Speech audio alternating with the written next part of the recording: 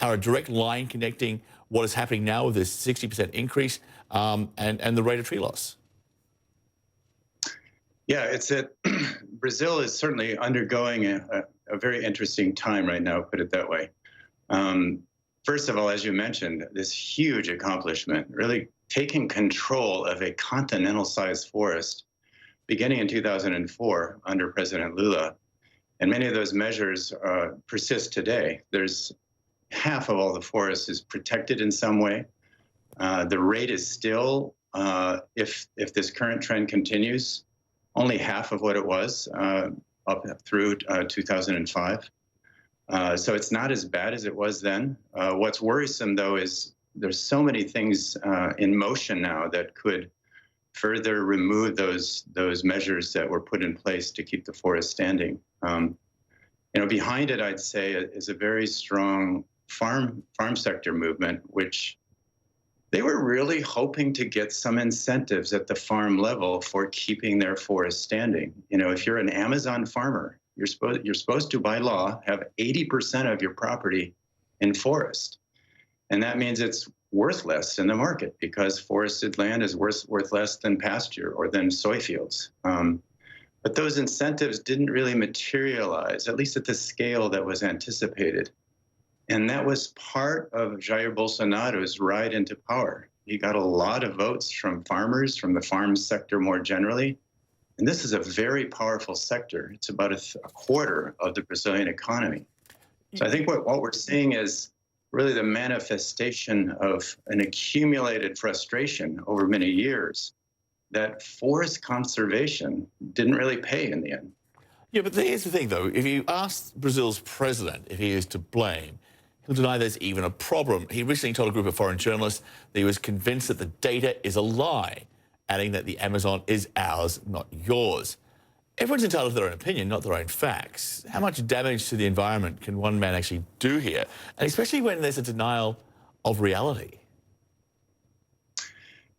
Brazil should be celebrating its Amazon deforestation monitoring program. It's leading the way for all tropical nations and all nations to every year put out the data for public analysis, for public scrutiny.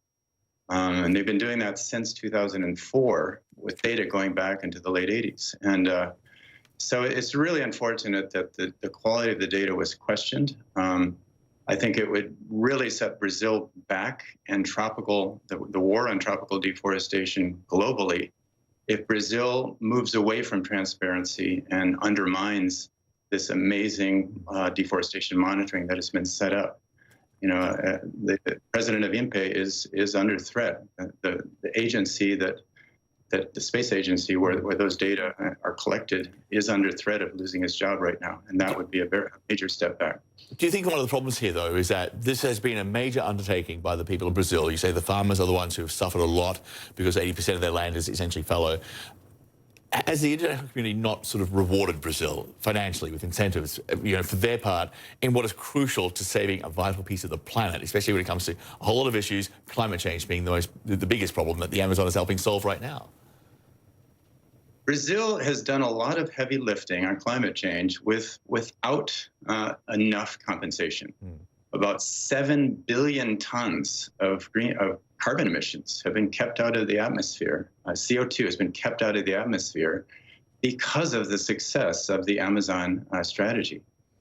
About $1.3 billion worth of compensation has come in from Norway, from Germany. And it's just not enough, though. I think those are extremely important programs or contributions. Yeah. Brazil's contribution is more than twice the Obama Clean Power Plan, which is, of course, now under threat under the new administration in the United States.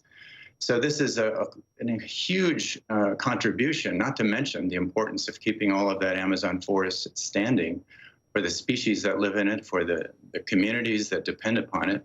So yeah, tremendous success, I'd say, underappreciated and undercompensated. Yeah, so in the end of the day, we should have done more to help Brazil help themselves and help all of us at the same time. It's clear, though, the man they call the Trump of the tropics has a friend in the White House. Here's a clip of the two leaders back in March. Brazil and the United States stand side by side in their efforts to ensure liberties and respect to traditional family lifestyles, respect to God, our Creator, against the gender ideology or the politically correct attitudes, and against fake news. I'm very proud to hear the president use the term fake news.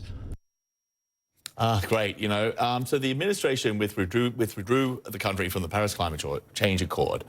It seems unlikely to do much about what's happening now in the Amazon. So where does that leave the world? What's our plan B? Well, I think it's not too late. I think that there's still this large group of very powerful farmers and agribusiness companies that want to do the right thing, that see that the world is changing, that see that the markets are more and more demanding zero or low carbon commodities. And the question is, how do we get the incentives right? So I think approaches that are much more collaborative, respectful of Brazil and its emerging and enormous farm sector and what that means for the world, those trade agreements really need to recognize that. And one of the early opportunities for that is the EU-Mercosur agreement, trade agreement. Lots of details to be filled in there. But if that agreement sends a strong signal that the EU recognizes and appreciates Brazil's historical efforts to keep the Amazon intact and now shifting that focus to the Cerrado, but with fair compensation, recognizing and really empowering the farmers who are on the front lines, keeping forests on their land standing and respect indigenous lands, that will go a long way. A good point to end on, Dan. We're out of time, but absolutely appreciate you being with us. Thank you. Thank you for the work you do.